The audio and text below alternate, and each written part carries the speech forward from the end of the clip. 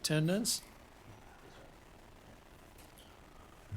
We need to excuse our attorneys. They are at a conference today, so they will not be with us.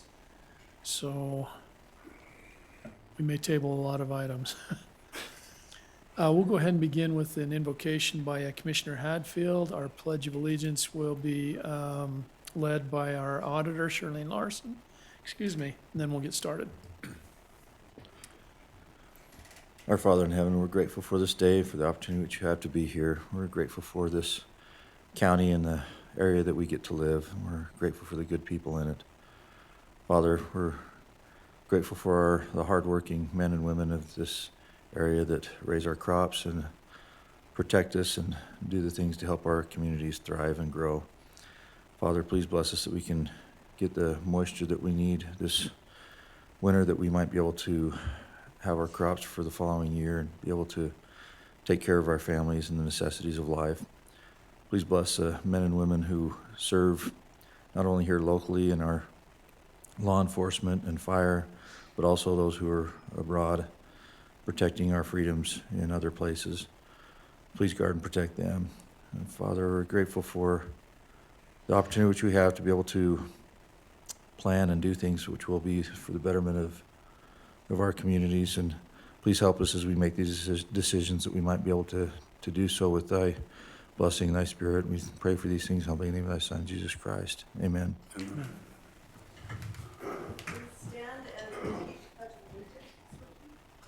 I pledge allegiance to the flag of the United States of America and to the republic for which it stands, one nation, under God, indivisible, with liberty and justice for all.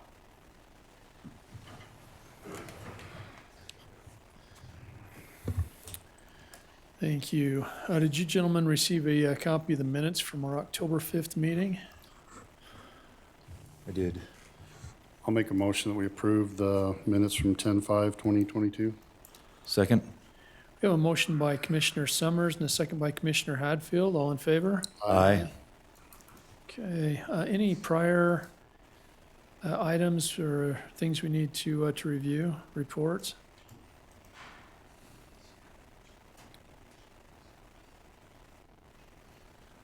I don't have anything.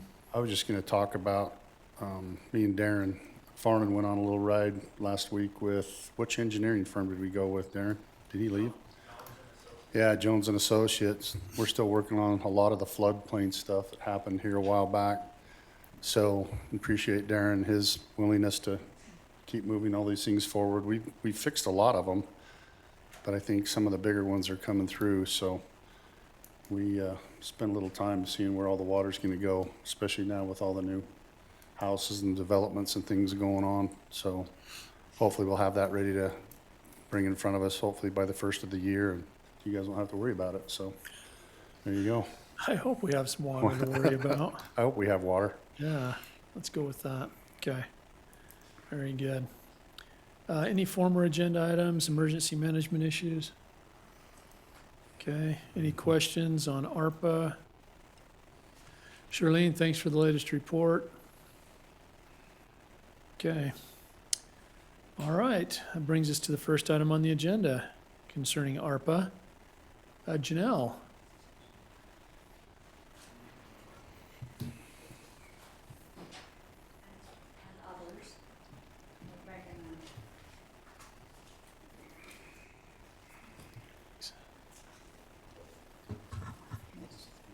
Thank you.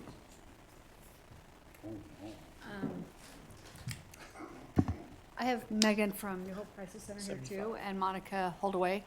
This is the Box Elder County campus project that we've been talking about for about a year. And we have applied for the ARPA funding to help build the portions of the building that will be shared for the community use from all the other nonprofits, as well as the services, community services in that area. So I've given you a packet with all of the ins and outs and what services will be offered in there and how many different partners will be in there also. I don't know what questions you have for me. I feel like you're all tired of hearing me talk about this, so. No, we're not tired of hearing you. Oh, really? Monica is, right, Monica? No, not yet. It's a really, right now, we really are in dire need of a women's shelter or domestic violence shelter. I shouldn't say just women's shelter, domestic violence shelter. We're also in need of a Boys and Girls Club. We'll be able to pull in Habitat for Humanity. We'll have Day for Girls. We'll have like 12 other nonprofits in there, youth service organizations. My hope is that also we'll be able to build a center for some of our community events. I know that the fairgrounds is worked 24/7 for us to have kind of not only a place for our parenting classes and community groups and support skills, but also a place where we could do some other community events. I think that would be very helpful in the south part of the county. And I don't have the packet, but I think we've got a lot of people that will use it, so. This is better than last year's. This yes. is really cool, honestly. The only thing, like I said, I think if you can get with Cody and talk to him a little bit about plans, Yes. because I think that much. Well, I think we can money- do it for way cheaper than what we were told. Yeah. The place out of Ogden that I've worked with before that was really nice when we did the CRC before in the south said they would do it for a lot less. We would like to, and I'm on the agenda well, I'm not on the agenda, but we'll be on the agenda in 2 weeks from now to talk more about that, because we'd like to get some plans drawn, especially for the domestic violence shelter before the session. Okay. We have funding coming. We're going after cities. We have state funding. We have already raised almost $200,000 in local funding, and we will be doing a campaign for more. And then we'll be partnering with Brigham City, working with all the other cities, because it will serve all of Box Elder County. So is this an existing scout troop? Yes. Okay, so is this the one that, I think they've been meeting at Hanson's No, traditionally? the one haven't that's they? meeting at Hanson's is covered. We have one that's meeting at the Boys and Girls Club. Okay. We don't charge. We have a Cubs and Boy Scouts, and then we have a Boy Scouts troops for girls. We've got almost 50 different scouts that are meeting Wow. on Wednesdays. We also have AA that meets at our center on Tuesdays that we'd like to expand so we can have also the support groups for families. The other thing was I'm working with Weber County right now, their Office of Opportunity that they do for homelessness and also for reentry. What we'd like to do is set up a way, kind of follow their model. So I've been to one of their trainings, and I will go to their other training in the spring, where once a month we would have a day that between 9 and 2, all these services would just be for those that have come out of jail or out of prison. So we would make sure that we're not crossing, because we have to be careful with the youth and that, but so that all these services, I love the idea of opening up these services, housing, mental health, support, skills classes, to those that have come out of, reentry is a big issue right now. And so I was trying to figure out how to do that, and I've partnered, Weber County is doing that right now with their services. They have a day a month so that they can make sure that they're serving that population without endangering other populations and following skills. So we'll be looking at doing things like that too. And Monica and I have met with the jail about doing some cross groups virtually, and also some skills classes like parenting classes and anger management skills and different things with the jail from the center up there, so. So Brigham City's gonna use it, the school, for a little bit until their thing's fixed. Are they gonna be okay with you going in there at the same time? Yes. Until that happens? Okay. They are more than willing to do that, yeah. Okay. And they not only are committing some funding, but they'll be looking at helping with maintaining the parking lot, putting in the parking lot, maintaining the parking lot, because they're looking at it as a community space also, Okay. Okay. so. As far as the domestic violence center and crisis center, would this be replacing the existing center, or would it be supplement? The existing center would be turned into transitional housing, Okay, so, right?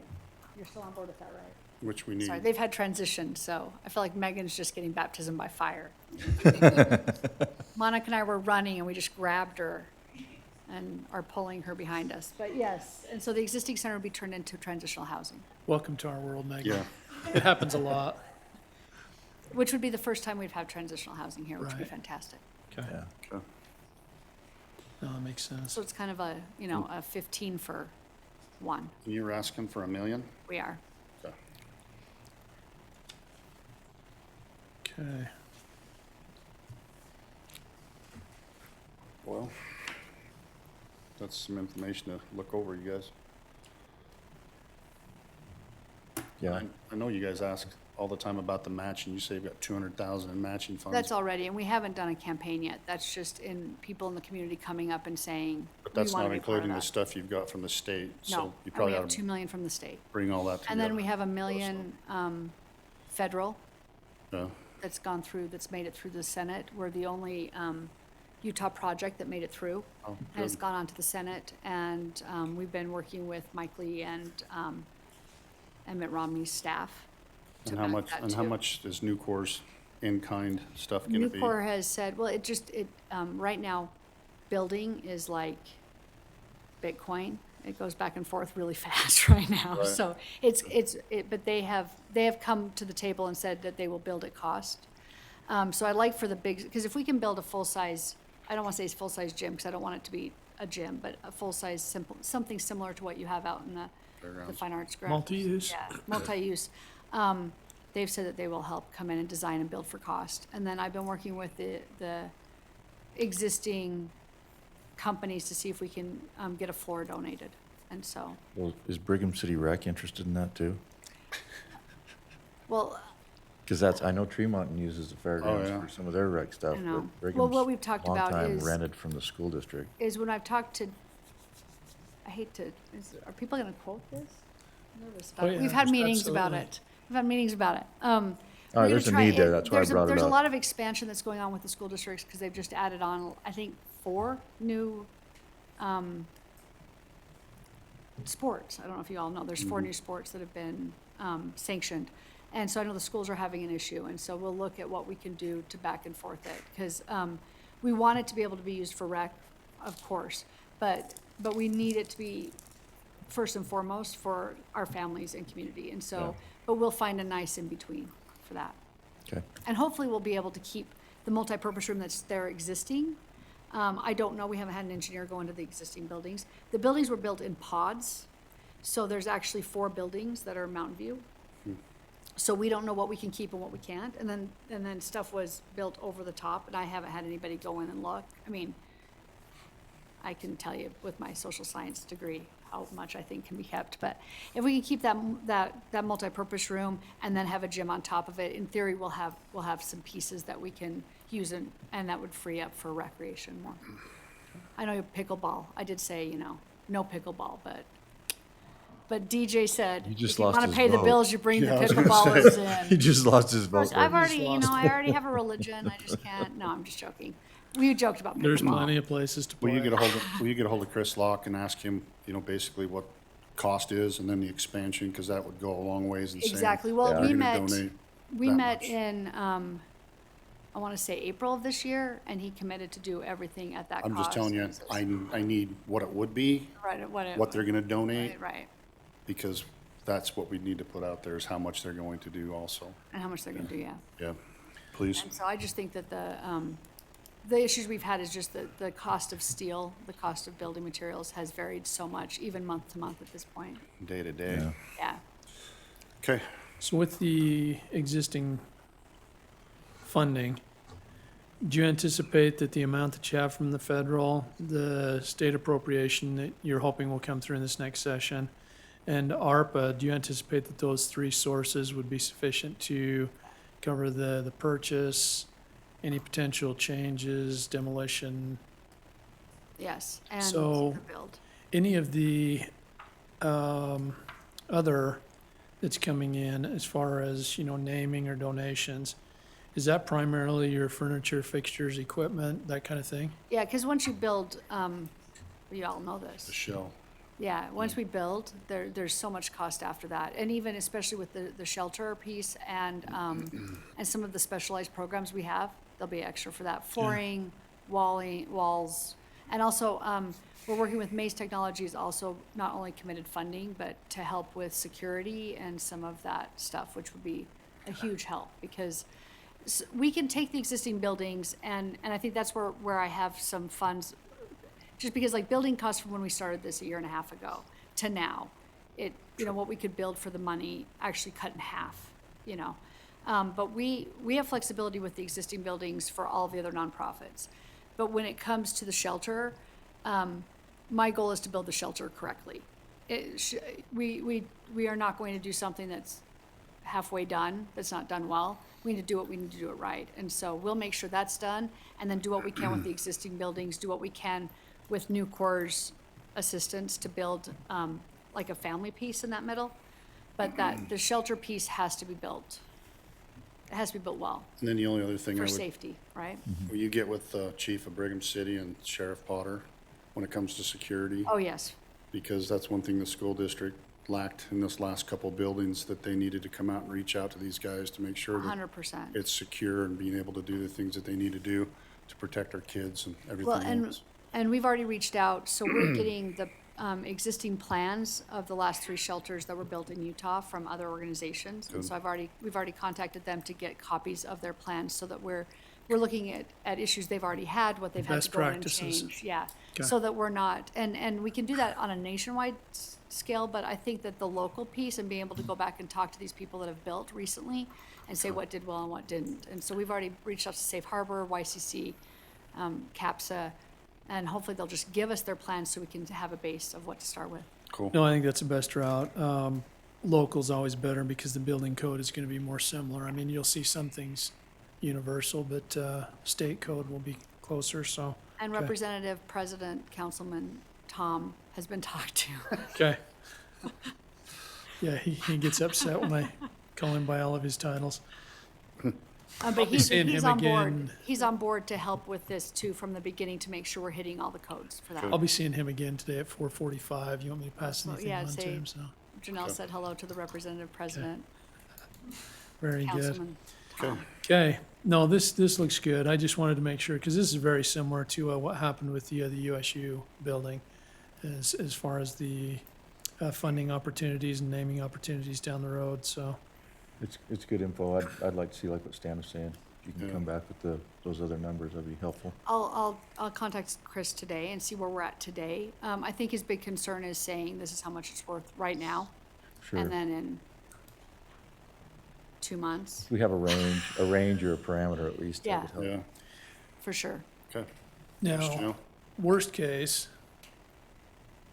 it all gets spent.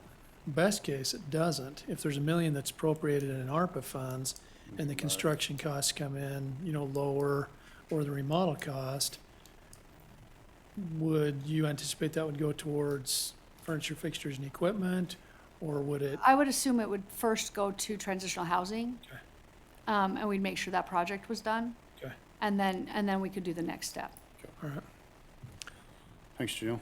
Yeah, we've been pleasantly surprised on a couple of our recent projects that they've actually come in a little bit Lower. lower than, Well, I think, what the engineer anticipated. what they're publishing versus where the actual market is really fluctuating. And I do think we have a lot of partners, and because, the nonprofits, as a nonprofit, I'll be running it, my capacity to bring in volunteerism and people donating pieces is a little bit higher even, so I think we can do a lot with less. And I would imagine our that you motto. would all be, that is. You should have a Joke that shirt. that should be on your We do more letterhead, for right? less. Whatever you give us, we'll make it work. Isn't that Box Elder Stan will- County's Stan will motto? put That's what we up there. should put up there now, Maura. No, that's Commissioner Summers. We've done so much with so So little little for for so so long. long. Now We we have- can do almost anything with with nothing. nothing. With nothing. That sounds See? perfect, yeah. It's a Remember. dairy farmer's credo. Well, and with the campus's wide range of what we're able to do, I think if there's any extra funding, we'll be able to sit down and still fit within the parameters of what we're doing and just add on other services, add on other pieces. But I do think that we're gonna have to do something with our transitional housing, and we're not even looking at that right now. Cool. One Okay. last question. Yes. Parking. So we will, the one redesign that will happen, that's already been laid out, and you can see in the map, is, Some on the east. is we're gonna go north-south on a parking lot up against. And that's where I've talked to the city about working with the park, so it grades down. There's some good drainage, and then that parking lot will go north-south, which will help with the park issue, help with some of the crime issue in that neighborhood. And then, allow us to create a safe parking space in the back corner for those that are in the domestic violence shelter. Cool. Excellent. Thanks, Janelle. Okay. Thank you. Monica and you. the rest of you. Thank you. All right, very good. Beth, your turn. I can't believe it's been a year. It's definitely been a year. It's been a year. I've got one right here, so. He just pulled his up on his, thank you. Yeah, I was gonna say, I did email it on Friday. The lines on the top are linked directly into the area plan. So today, we're trying to get formal approval of our area plan, which is required annually. Changes do happen in the area plan, and those changes happen because of changes at the legislature or changes from the Division of Mental Health, which is now called Awesome. We have yet to figure out if they're really awesome yet. You're gonna have to pull that mic forward so our people looking behind us. Oh, and then We'll if be you'll getting a just text. mention your name and who you're with for the Beth record. Smith, Bear River Mental Health. Thank There we you. go. And I'm here to get the area plan approved. I was saying that those links at the top of your pages, you should have had a copy of this emailed, and you can click those links and click directly into the area plan.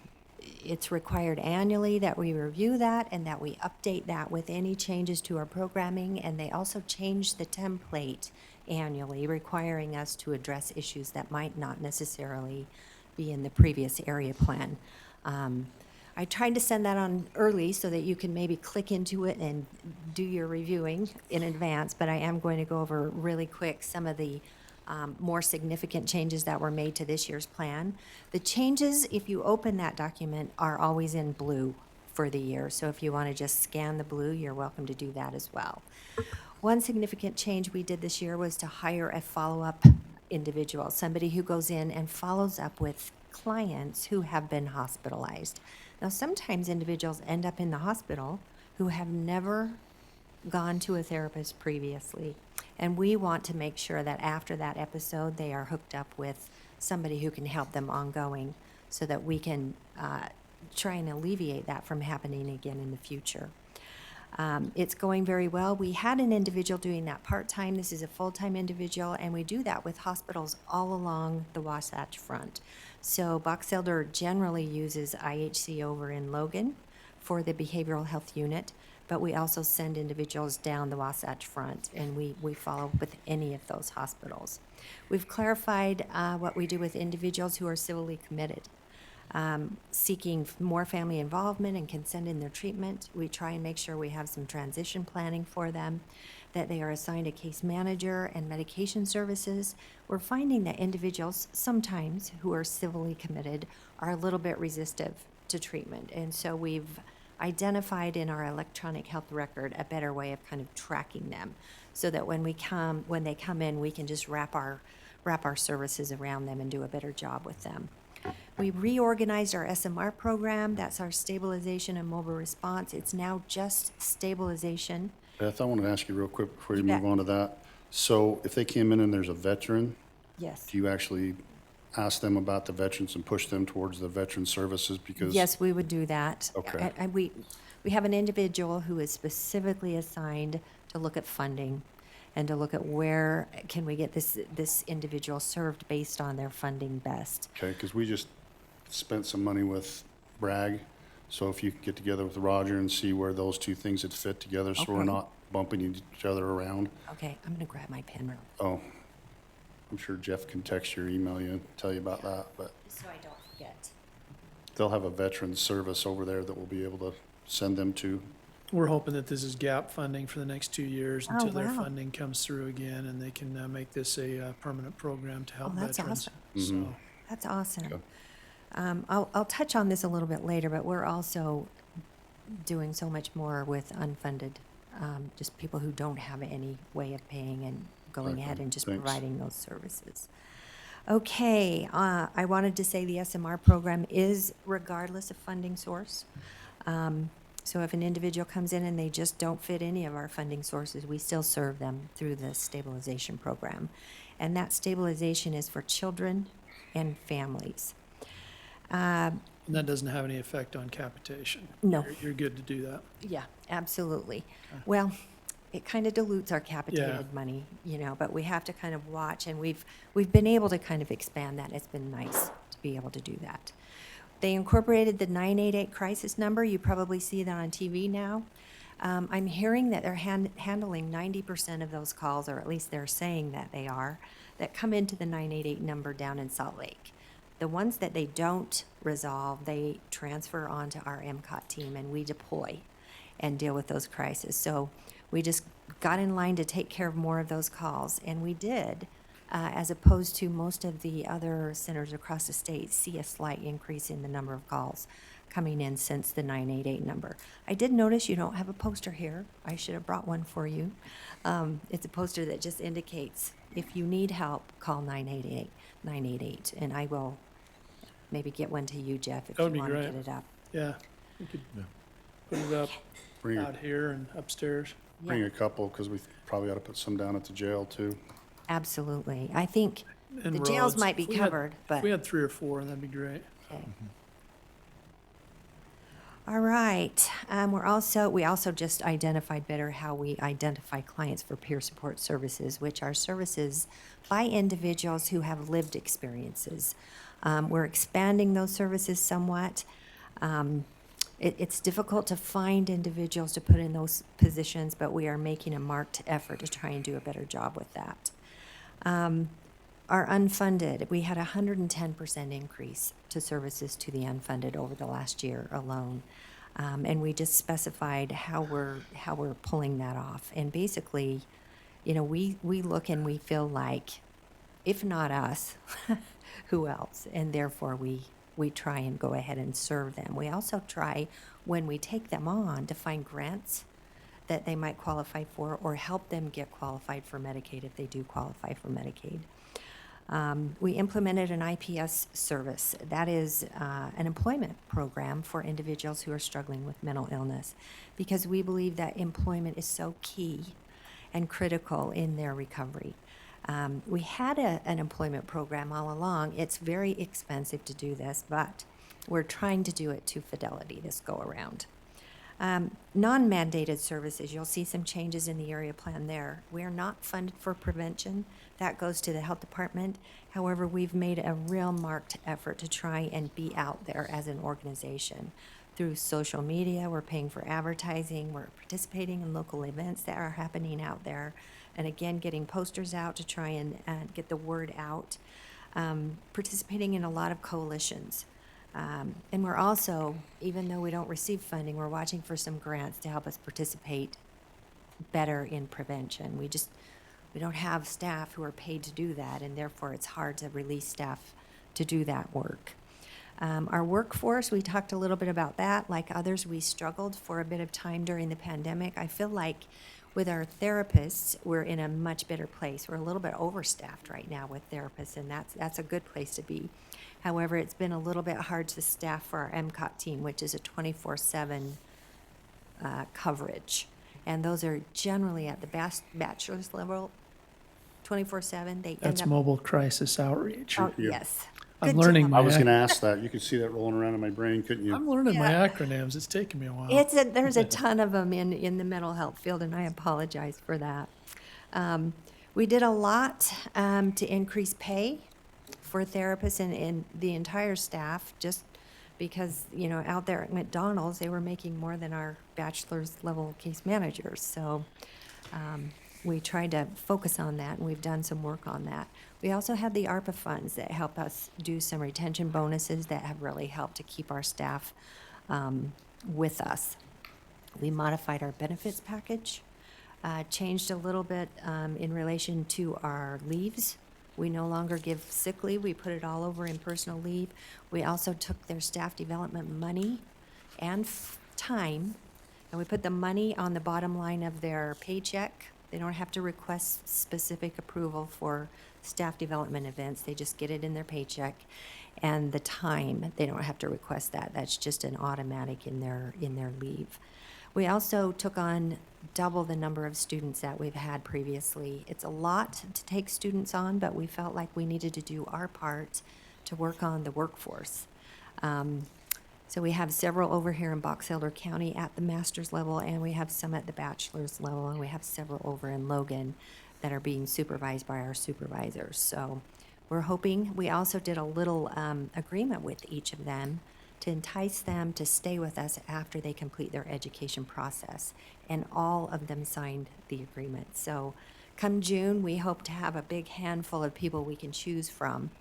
And I'm looking to maybe incentivize those that don't get chosen to go down and get hired by my colleagues across the state, because they're actually having a harder time than we are. So we're just trying to do our part with the workforce.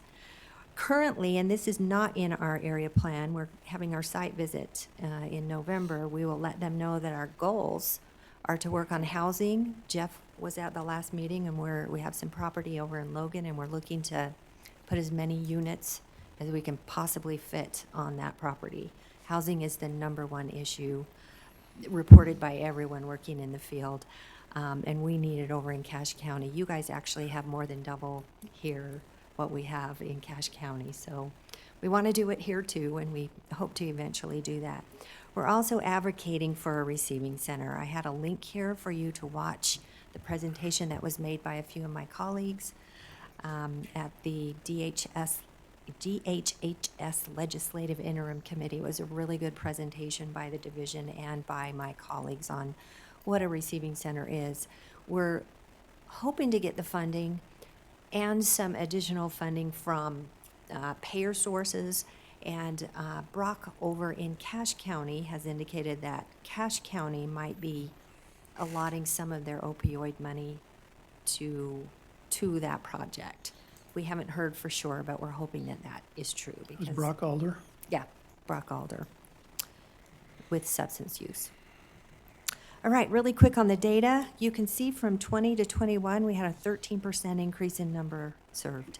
That again happened exactly the same in 21 to 22. So in the last 2 years, it's almost a 27% increase in number served without a 27% increase in staff.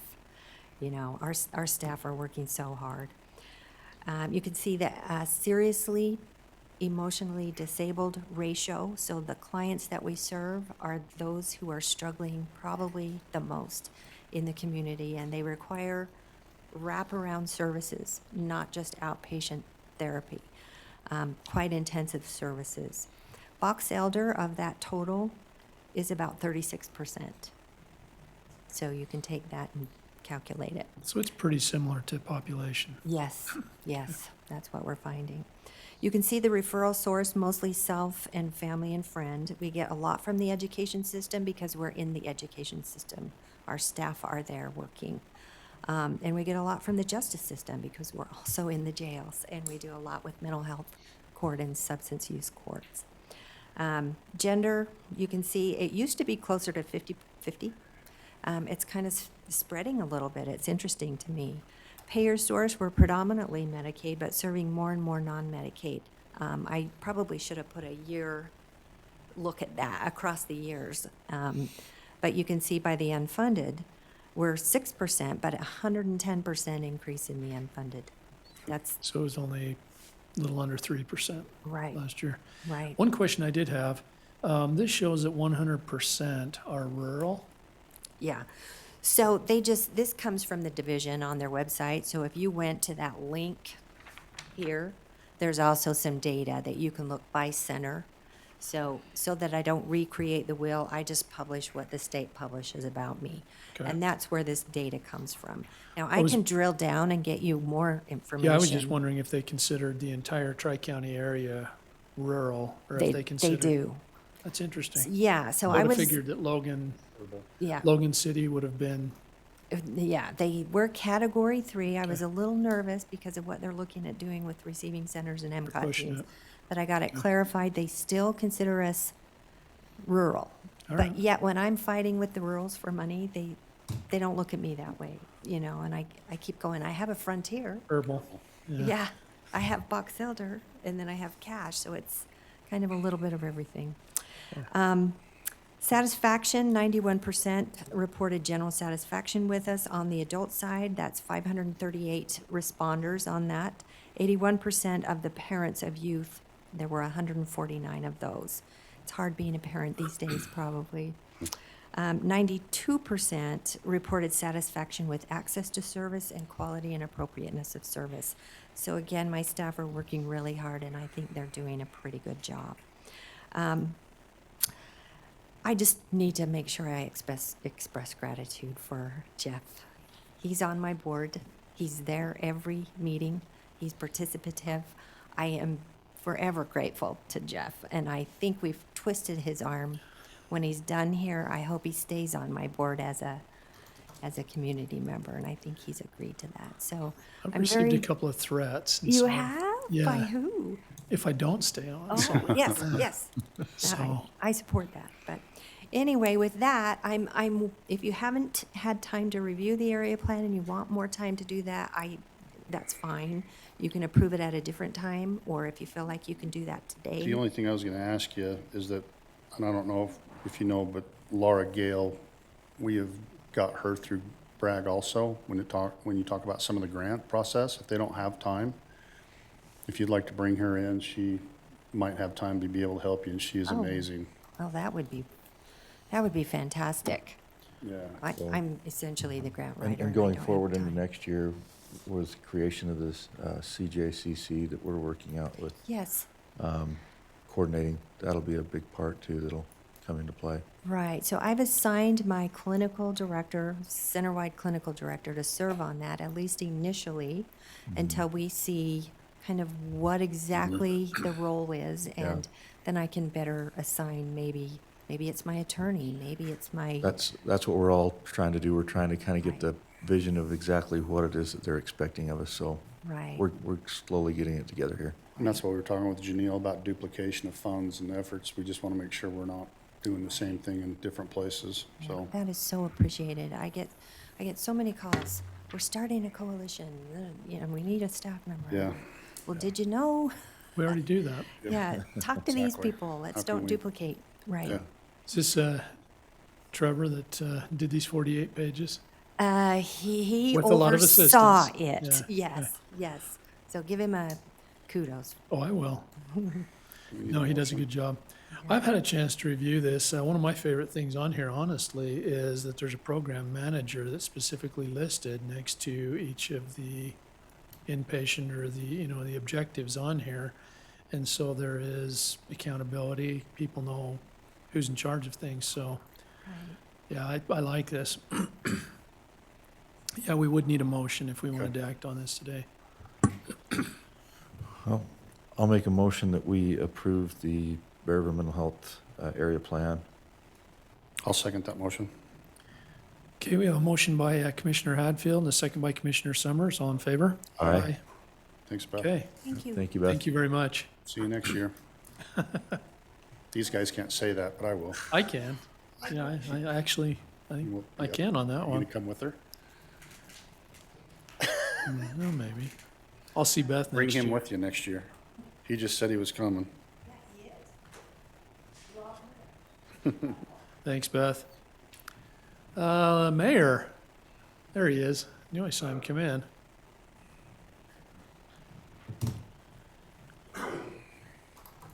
You have a rough crowd following you up there. I know. Well, come sit up here next to him. If there's a chair, you just have to announce your name. We all know you. Go ahead, sit down, Mayor. All right. Lyle Holmgreen, Mayor of Tremont, I'm Mark Christensen with Tree Mountain City. and we're here just to, really just to thank you. First of all, I think we wanted to kind of tell you about the Tremont or the Bear River Valley Senior Center. This is a center that services basically all the communities in northern Utah. Brigham City has one that services the southern communities, but kind of the purpose why we're going around and talking to the various communities is, Lyle, grab that microphone and put it. grab and pull it over there. Yeah, Okay, thank is that you. better? Yep. We have, several communities that, for one reason or another, do not,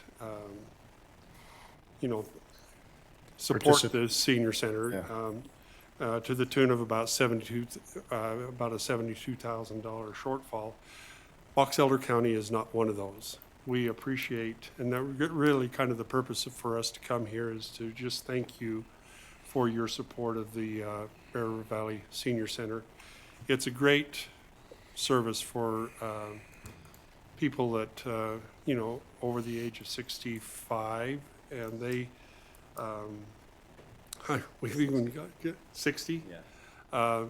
We even have a few, we figure we're sort of a dating service now because there's, we've got a couple of them that have met and their spouses have passed away and they met and got married again. So we're going to rename it, I think, to the Bear River Valley Dating Service. But anyway, we just wanted to thank you very much for everything that you support us with, not just the senior center, but there's lots of things, and we appreciate it very much. Did you have anything to add to that? Yeah, just background. Only about 45% of the seniors live in Tree Mountains area, and Box Elder County unincorporated has the second highest amount, and that's 26%. And so, you know, we take Meals on Wheels all the way out as far as we need to go to residents of the county who qualify for that. And that's really our only obligation, is to provide the meals. But we like to provide the facility and have it opened, you know, 5 days a week for 8 hours a day. Let them come in, use computers, be taught. You know, it's a social network for them as well. So we would like to continue to add services to this senior center, and not just do what we're mandated to do, but actually continue to provide it the way that it benefits really so many people. And we never turn anybody away.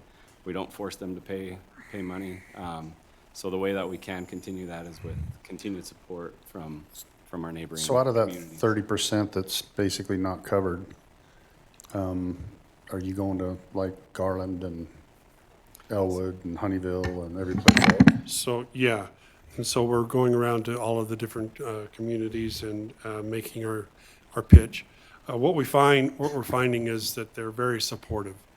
Sometimes they just don't have the revenue, you know, they just don't have the source of funding, but we're working with them and nudging them along and that kind of thing. But, you know, one thing that I think is really important about this is a service that some of these people that are that have the Meals on Wheels are, they don't get out very much.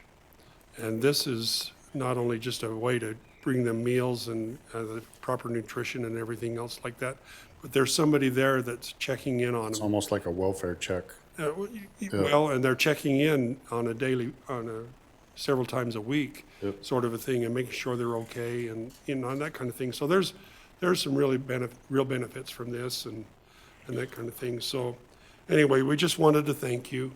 I appreciate you very much and appreciate your support. Why don't you see if those other communities can actually maybe just even buy some of your gas, you know, maybe Well, cut down on your. and some of them are willing to do their proportional share. Some of them say, well, you know, let us work with you a little bit, and they'll do what they can, and then we're just working them up. So they're covering their proportional share of the cost. We're not asking for the fixed Operational money, costs. yeah. These are only the operational costs. Yeah, thanks, Lyle. No, I think it's awesome, and, you know, quite frankly, these centers, if each small town tried to duplicate that, I mean, it would be impossible. I mean, it would be more than their annual operating budget in some cases, and so Oh, yeah. it's real benefit to have these in Tremont and Brigham that people can Yeah. go to, so. For us, it's over Thank you. $400,000 operating costs, so, and that's why we need to kind of have everybody pitch in and share. And do their we proportional upped share. ours 2 years ago, I think. Yeah, we're, It's been, I think it's been 4 years, actually. It's been 4 years. Yeah, and we'll send the new proportionate share this year. Yeah. For what it is, so. Well, we've got some things in the works. I think we'd like to hopefully help even more than what we're doing. So hopefully if those things come to fruition and we can and do some more. Okay. Thank you. Excellent. Thanks, gentlemen. Thank you, guys. All right. Megan, Speaking of the hot seat, if you'll just state your name for the record and who you represent. It should say Megan Talamontez with a Z at the end, not an X. Okay, tell me how it's supposed to Just a Z at the end, not an X. Oh, that's okay. be. Say mine has it. Yeah, it's right. We're good here. it's on ours, right? Yeah, Just we're not on good. top. Oh, okay. Well, I'm Megan Talamontes with the New Hope Crisis Center. Thank you for having me on your agenda. I wanted to start with our mission over at New Hope, and it's to provide all-inclusive, integrated, victim-centered services to stabilize and support individuals, families, and our community. So over this last year, from July 21 to June of 22, I wanted to share some stats with you guys of what we are doing at New Hope. We responded to 3,994 crisis calls, resulting in about 1,700 hours of advocacy. We served 524 women, 71 children, and 219 males who were in some way impacted by domestic violence or child abuse or stalking or dating violence. Staff provided assistance to 49 victims of sexual assault, 7 victims of child sex abuse, and 40 victims of child physical abuse. Staff members gave a little over 2,000 community referrals, and we provided services to about 318 victims within Justice Court through our Justice Court advocate. We sheltered 55 women, 13 men, and 23 children for a total of 2,893 bed days. And then finally, we were able to reach about 8,000 children through our educational outreach program. So that's going into the schools and teaching the children about safe touch and healthy relationships. So that keeps us very busy. And we've, like Janelle was saying, we've outgrown the space. We just don't have the capacity to shelter those who are in truly need of our services. So that's why I'm here today, because I brought up a proclamation, and if I can read it to you. It says, whereas 1 in every 3 women in Utah will experience domestic violence during their lifetime, whereas victims should have help to find the compassion, comfort, and healing they need, and domestic abusers should be punished to the full extent of the law, whereas fleeing domestic violence has caused women and children to be the fastest growing homeless population, whereas Domestic Violence Awareness Month provides an excellent opportunity for the community to recognize this issue and the many victims of this terrible crime, and to show support for the numerous organizations and individuals who provide critical advocacy, services, and assistance to the victims. Therefore, I urge the commissioners of Box Elder County to urge our residents to work together to eliminate domestic violence from our community, and hereby declare October 2022 as Domestic Violence Awareness Month. The end. We wish we didn't have to. We talk about this every year. That 1 in 3 just kills me. Yeah, the numbers just keep going up. So, no, you guys provide an exceptional service, and if it weren't for you, there'd be a heck of a lot more suffering here. I've got one So- question for you. Have you seen that the JRI has done anything to help you, or has it hurt you, the Justice Reinvestment Initiative, to where it says full extent of the law? I'm not sure we're getting that No. anymore. So if there's any way you can talk to your congressmen and representatives and let them know that this JRI stuff that we've been doing for however many years now, I don't think it's helping the situation at all, and I think that's why your numbers keep going up, It's because, been about 4 years. yeah, they don't wanna pay for the beds to put the people away that need to Right. be put away, and then they just keep letting people out, so. I you agree. just- You just let us know what we need to do to help, and we're all over that, so get a hold of your representatives and let them know that this is not working. I think a lot of it was more drug related. It's The had a viol- spillover. But yeah, the violent offenders, there's no room for it. I mean, it should be automatic. There shouldn't be any leniency at all, none. Absolutely. So, So I'll make a motion that we make October Domestic Violence Awareness Month. I'll second that. have a motion by Commissioner Summers and a second by Commissioner Hadfield. All in favor? Aye. And if I Okay. could get a signature? Yep. on our Absolutely. proclamation.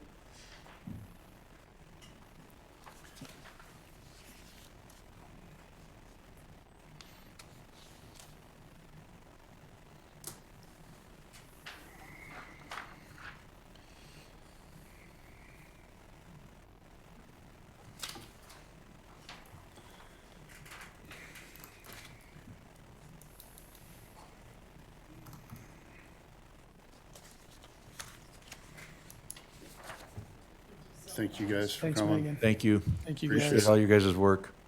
Thank you.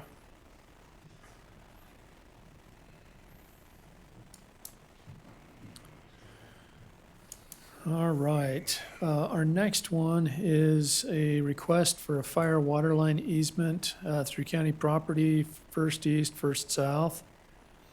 Do you want to give us any additional information on this, Cody, or are you just here to hear what's happening? Okay. Do we have anybody here that represents a group that's petitioning this? Okay.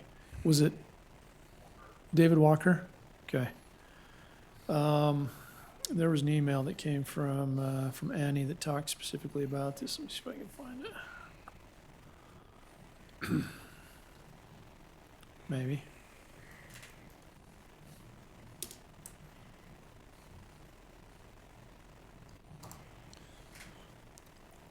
Well, the problem There is, we go. basically was because if they went through Main Street and they just redid Main Street, it'd take them so much more money to be able to do that. So that's why they came on the backside and did it this way.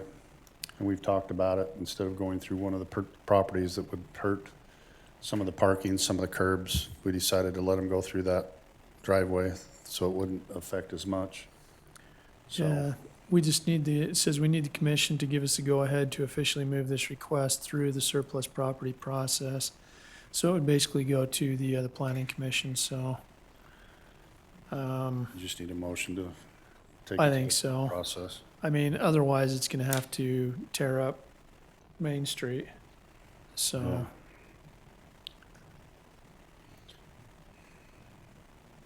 Any additional questions, concerns, clarifications on this? No, I'm good. So just wait. What's that? Say we're just gonna wait. No, you need a What we would motion. need is to make a motion to push it forward, and then it would Surplus kick it property. to, yeah, planning commission.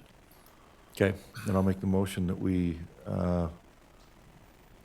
move forward the request for the water line easement through the county property. Second. We have a motion by Commissioner Hadfield and a second by Commissioner Summers. All in favor? Aye. Okay. All right. You want to prerequisite this with what bullshit it is,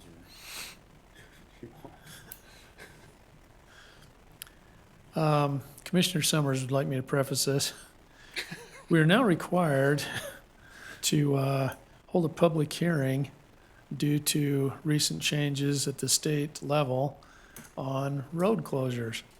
So the state passed an ordinance that basically says that anytime there's going to be a road closure, even if it's seasonal, we have to have a public hearing to that fact, even though we've done it another way forever. Yeah, So we will now open our public hearing for a seasonal road closure. he forgot the adjectives I said about the BS and waste of time and stuff. Yeah, something like that.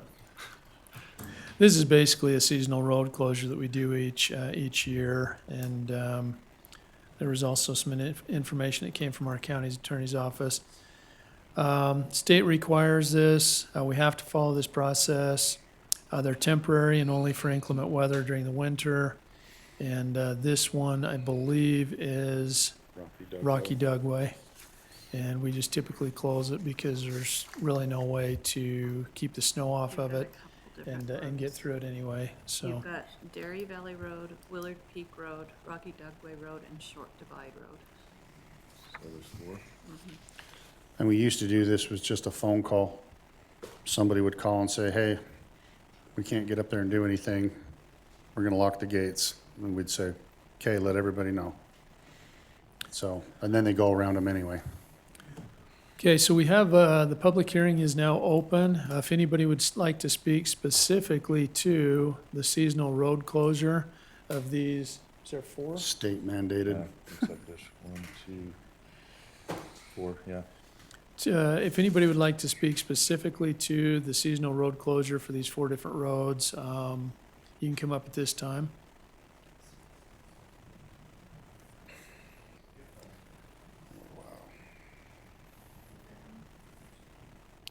If you'd to state your name for the record, Chuck Vesco, okay? 908 Utah. I sort of reject having the Rocky Dugway road closure in the winter because we snowmobile up there. And we've done it for years, and why it's closed, I have no idea. So I really reject that one. I reject not having a parking lot anymore on Willard Peak Road. You need to talk to Manaway. Yeah, that's come up. Yeah. That was, that was closed down. So, Yeah, believe us, Wasn't our doing. But for the amount of money that we pay to have snowmobiles and side-by-sides and so forth, we should be able to use them. You know, I'm paying $2,000 a year. where do you live? Manaway. Talk to your council people. Yeah, we do outdoor recreation. We believe you. We'd like to, You gotta keep it open. Your mayor wants to, but Closing it isn't the answer. Well- Closing You gotta- it's an easy way to get rid of a problem. you gotta convince some of the Rather than fix the council problem. members. Okay. That's my opinion on why you close roads sometimes. Now, I can understand keeping the trucks off of it, you know, to tear it up. well, I we can't see why got you people to should- go up there and get stuck, and then the sheriff has to go up and get them and stuff like that. So, I mean, like you said, you've been doing this your whole life, and there's not a lot of common sense anymore. So that's probably the reason that we need to keep people from them tearing it up. And like I said, about half the time we shut it and people come up there and move the boulders, cut the locks, do everything else too. So, you know, we do Well, as they much make as we those can. gates, you know, so wide for us to go through on four-wheelers and snowmobiles. And Like I big said, talk to trucks and Manaway stuff about can't the go thing, through because it. we're on your side. We'd like to be able to keep But it that's open. what they need to do to Rocky Dugway. Instead of having a complete closure on it, we should have a way to where we can go through it and use it, that area. Okay. Thanks. thanks, Chuck. We got, thank you.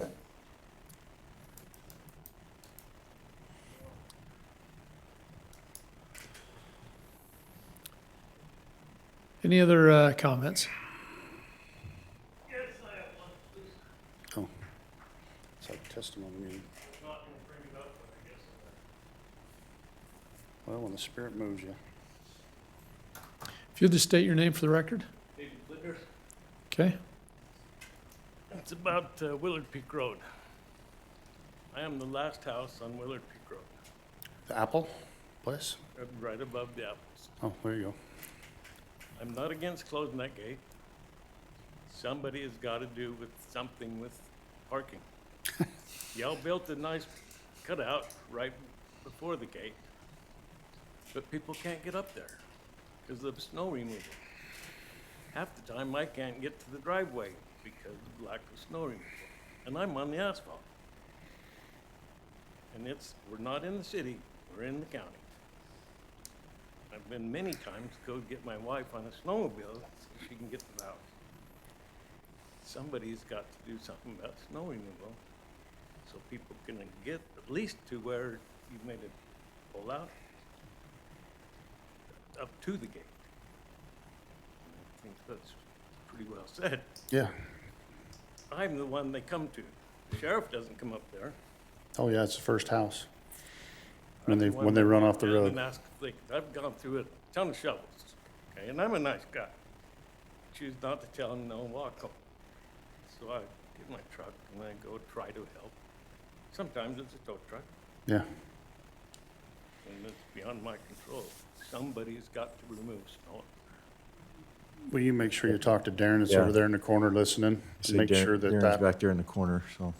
and we've been working with the Forest Service and stuff and trying to get an easement to be able to do a bigger parking lot up there, but it's gonna cost us, which we're willing to do, but still Manaway's complaining about all the traffic and Agreed. everything else that's going on up there, so, Well, you cut a parking lot up at Dog's Flat, right. but Just even can't in the get up there. summertime, people don't go up there. I was on the four-wheeler just an don't know, a couple of weeks ago, when it was nice weather, there were 17 trucks parked on that road, both sides.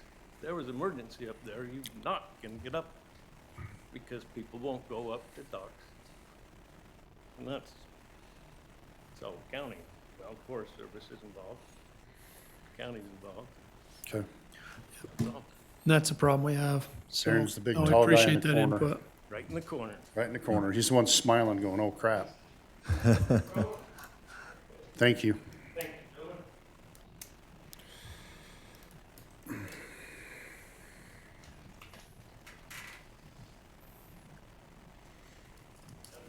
I didn't bring cookies. Guess we don't let her talk. Just kidding. Laura Selman, Harold Selman Incorporated. I just want to reaffirm that seasonal closure on the Rocky Dugway has been through the court system.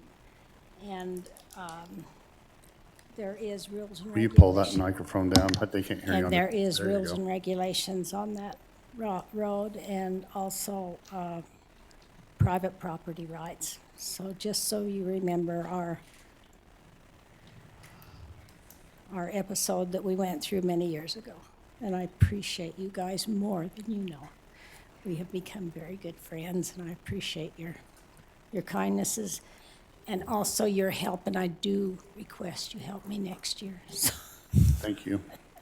We'll put it on the Thank you. calendar. When they talk about a two-way road, it's actually, like you say, it's really a two-way road when it comes to all this, so we appreciate the landowners. Yeah, thank you.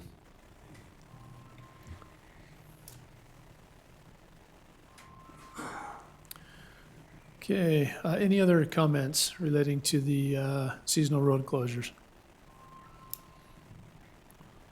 Sounds like the bell's ringing, so we can quit. Okay, I'd entertain a motion. I'll make a motion that we close a public hearing. Second. Have a motion by Commissioner Summers and a second by Commissioner Hadfield. All in favor? Aye. Okay, Make a motion, we approve ordinance 568, seasonal road closure. You want the names? You could, yeah, read the names. Dairy Valley Road, Willard Peak Road, Rocky Dugway Road, and Short Divide Road. I'll second that. okay. Have a motion and a second for the public road closure, or for these seasonal road closures for these 4 roads. All in favor? Aye. Okay. Thanks for coming and talking. We appreciate it. All right, our next one is an indigent burial. Do we have any information?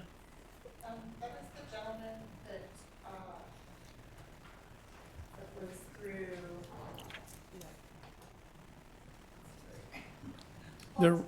There were a couple of different things that came through on that, and so I just had some questions. That is just the paper that you needed to sign to give permission to cremate his remains for For Gillis? There was something that came through in an email from the county attorney's office.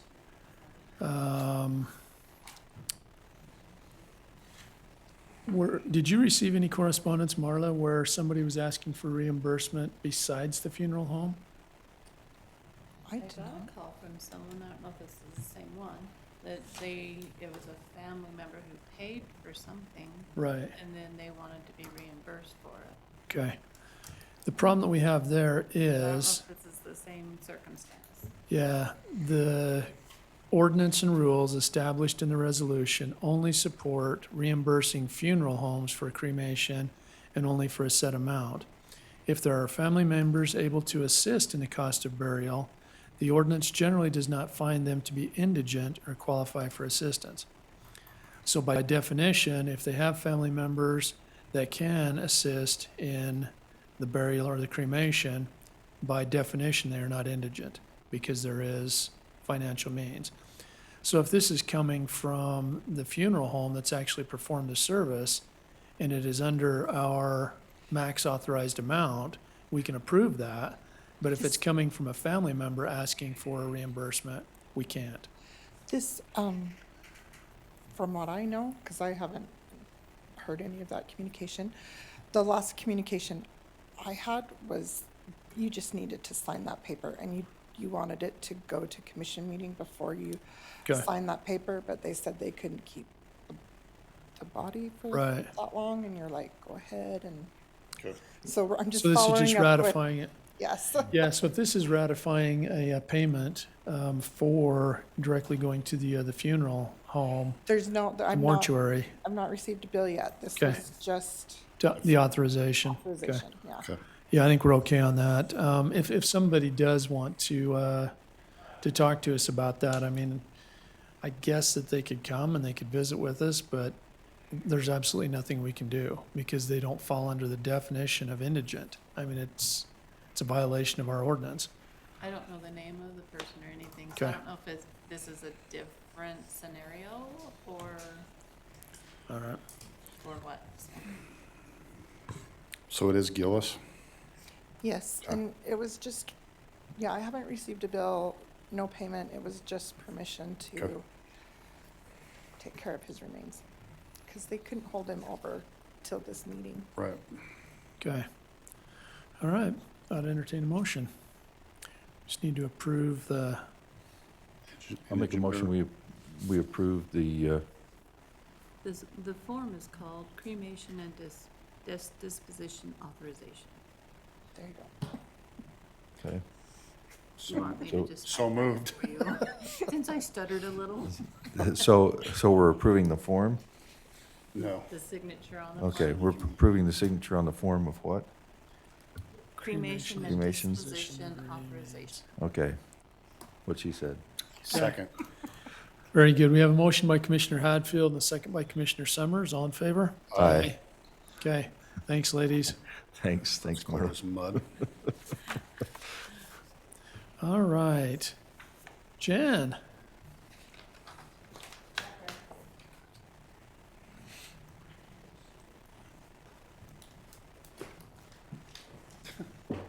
Where's your signature go? Okay, my name is Jan Rhodes. I'm representing Box Elder County Fair. I thought I'd try and give... Fairgrounds manager, fair board president, what else? It just goes What other downhill hat? from there. Madam of awesomeness. There you go. I thought maybe I'd give you a little bit of a report on the fair. There's still some income probably that's still coming in from different sponsorships, but I thought I'd kind of give you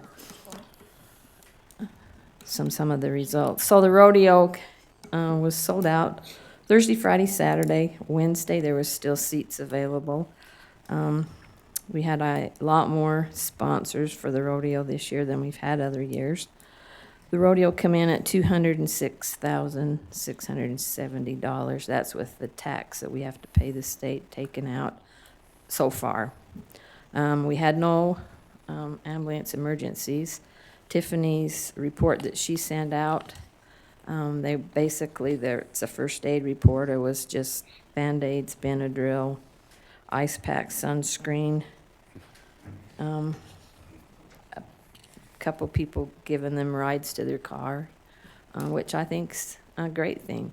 We have no gate admission, so can't really tell how many people come, but the best estimate is between 65 to 75,000 people. With no emergencies, that's good this year. A couple of the hiccups, I'll tell you some of those, but lost the cooler in the food court on Wednesday, and thank goodness that Brant King takes a phone call from me at 11:30 at night that he doesn't even know. He told me he could take care of us in 30 minutes. 30 minutes, he had us a reefer over there so we could finish out Not, the we'd have fair. lost all the food that everybody had in there. In the food court, possibly, yeah, and so I really appreciate Brant King and King Trucking. We found a loaded handgun at the bandstand, was turned into my office on Friday night. Turned over to the sheriff's. That was, to me, that was scary. Did you find the owner? Yeah, Yeah, Somebody just somebody we knew left it? fell out of his truck. no, he left it in a bag under a picnic table at the bandstand. He was selling T-shirts for his Yeah. kid. Yep. Yep. So 11:30 at night, somebody knocked on my door. Well, it was the sound guy for the Beatles. He says, "I don't think you want this left out here." We opened it up and about passed out.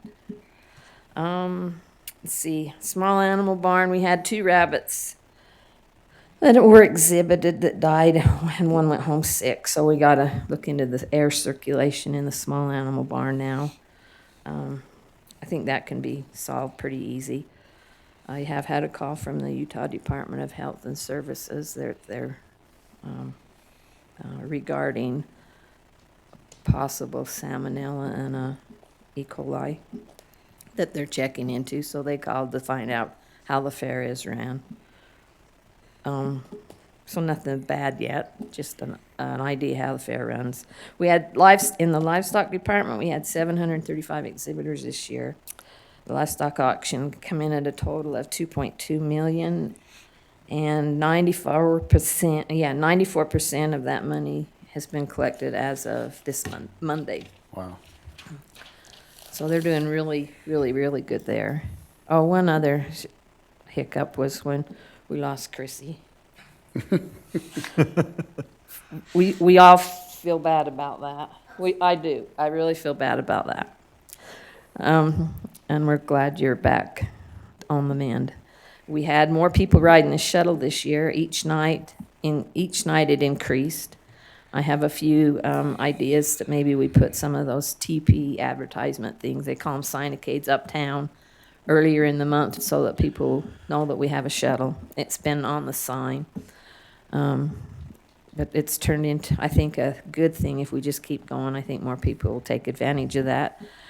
We had J-Dogs come in to help with our cleaning on a short notice, and they did a great job, a really great job. They kind of saved us, and they were great to work with, and I think they have their eyes open on what the fair really is. We had several people show up to help clean up after the fair. For example, the mayor of Portage. Oh, really? Enlisted a few people to come down and help clean up the fair just because they love the fair. So the exhibitor numbers for the Home Arts building was up. It was, the total for this year was 4,806 versus last year was 4,067. COVID, we dropped down to 2,000. Well, COVID, we didn't keep track, actually. Cheryl Howes was up in her department there. That's the quilts and those things. They were up almost $300 there. We've come to realize we need to kind of make some more special accommodations maybe for senior citizens and handicaps at the fair. The parking will always be a problem, but this year I think we had less problems than we did last year. So we are a member of the Utah Association of Fairs, and it's not just our fair that people park stupid, it's everywhere, all the fairs. City of Fun was very satisfied with the fair, and people really like their new rides that they brought. And so kind of on the QT side, next year they'll have a new ride that it's the only ride in the United States. So that should be a good fun selling item to come to the fair. Do we know how many hamburgers? That's how usually I tell about Farm Bureau. Farm Bureau, no. So last year it was 63,000 hamburgers sold. So they were amazed at how busy they were. All the food vendors, Devan and everybody else were just, prices were up, and so was everything else, so. Yeah, our little fair's not a 3-day fair anymore, but it's a good family place for people to come that doesn't cost them money to have a vacation. And actually, it's a lot of places where families have their vacation. Yep. So it's a If good we could thing. get Tremont just to cover that canal, give us some more parking spots. Sorry, the mayor's back there, so I had to. So Fill that the plug in. 2.2 million, that includes the boost? Yes. Yeah. Okay, that's amazing. Yeah. That's what I thought. That's amazing. So Mayor Holmgreen told me when he started 30 whatever years ago, the first auction you had was 280,000? 195,000. So it's since over he- 20 so times What was it bigger. your first year, and do you remember? We weren't to 1 million yet. No, We were at 890,000, I think, 10 years ago Yeah. when I started. Now it's doubled. It's all because of Jan. No, we have incredible volunteers at the We fair. do. yeah, We have do. the incredible livestock, volunteers. the livestock board, the rodeo board, I mean, everybody, it's pretty amazing. Yep. There. So, Good people. Thanks for So- everything. Thanks for your that's a support. good report. Yeah. Thank It's a you. great report. Thank you, Jan. Okay. Yeah. Thanks Thank for you. everything. Say one thing to kind of add to what, or, You can come up here, Please. Mayor. you know, we always give this report about, how great the county fair is, and it is. It's a wonderful thing. But some things that, you know, maybe we don't always think about is the impact to the community. And so I just wanted to give just a real brief report about that. You know, the businesses surrounding the fairgrounds, the Maverick and the Grill and all of those benefit immensely from all of this. But I did a quick little report, or a little study, and went back to our sales tax information. So I compared the month prior and the month that we report our sales tax revenue for when we receive it from the county during the county fair, it's an 18% increase. Wow. So the impact to the community is great too, not just the impact, you know, so even Tremont City recognizes the value of the, Well, it spreads clear down to Brigham because the hotels are full. Maddox Yeah. says it's their busiest week, everything we talk to. I mean, it's really honestly well, if you go County. to get off the freeway there in Elwood, it's a Exactly. line all the way back to Yep. Elwood to Yep. get Yeah, into the You found that rodeo. out on your way to the parade. It's a great Yes. thing. Yes, I did. thank you. Yeah, I'm glad I left early for the parade on Wednesday because I was part of that line on I-15. So. Thanks, Mayor. I've never thank seen you. a line that far in the parade. Oh, man. I mean, honestly, it looked like peach days, and I never thought we'd get to that point, but that was nuts. Yeah, ride your bike. Horse. Okay. Jenica, USIP. You need us to sign that thing you got flapping in the Guess wind it's there? I do, but I need 2 signatures today, so about that time. I have to sign the resolution too. So I come to you today, as the risk manager to appoint the representatives for the USIP annual membership meeting. The meeting is gonna be held on November 16th in St. George during the week of UAC. Steve has offered to be your primary representative, but I need to get a secondary representative, and I will not be there this year. Tag. Like other tag. I've got enough going on. So, since it's be your last time, I've been hearing that a lot since this is it. Yeah, I'm fine with that. Steve's going to be there, so I'm not too concerned. Yeah, it's just if something Stopgap. happens and he can't be there, the chair of cheer. as soon as they make a motion, if you wouldn't mind. Okay, I'm on the that board, through. so I'll be there anyway. I've tried multiple times. I'll make a motion. We have Steve as our primary representative and Scott as our secondary Second. for USIP. That was a very distant second, right? I guess, if you want me to Okay. make you Do you third. want us to, can we make Jeff Hadfield the third? Can All you- right, we can have you a be motion by Jeff's Commissioner date? Hadfield and a second by Commissioner Summers. All in favor? Aye. Aye. He'll be your Do we all three of us need to sign this? Yeah, they He'll need be all your three and on that one. I'll be your backup. Back up to the backup to the backup. You scan me that. I'll be copy. third string. Yep. Tertiary. There's a word for you. Okay. Anything else? Nope. Have Haven't not already seen. been. Oh, yeah, we've got the warrant register there too. Except I think our RDA meeting's gonna be really, really short. As a matter of fact, You don't even have to go into it.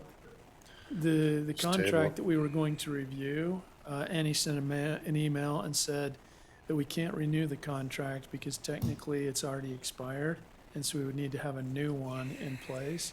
So I And would call your so- meeting, approve your minutes, and table the item. Okay. Do the minutes? All right. Okay, we will go into our RDA meeting for October 19th, 2022. We do have the minutes from our last meeting from October 5th. Hopefully you gentlemen received a copy of those. Yep. I'll make a motion, we approve the RDA minutes from 10/5/2022. Second? Have a motion by Commissioner Summers and a second by Commissioner Hadfield. All in favor? Aye. And I'll make a motion that we table the extended contract till next time. Second? Okay, basically what this was, it was an economic development contract that we've had through UAC. They've helped us with a lot of our redevelopment areas, CRAs, and so that's what it was. So we have a motion by Commissioner Summers, a second by Commissioner Hadfield. All in favor? Aye. Make a motion, we go back into our regularly scheduled business meeting. Second? Sorry, I'm trying to keep the, Have a motion by Commissioner Summers, a second by Commissioner Hadfield. All in favor? Aye. Aye.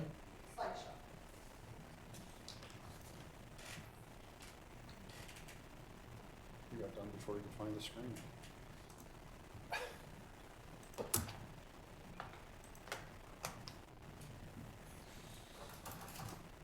do you have a closed session? I don't think so. I don't believe we do. Okay.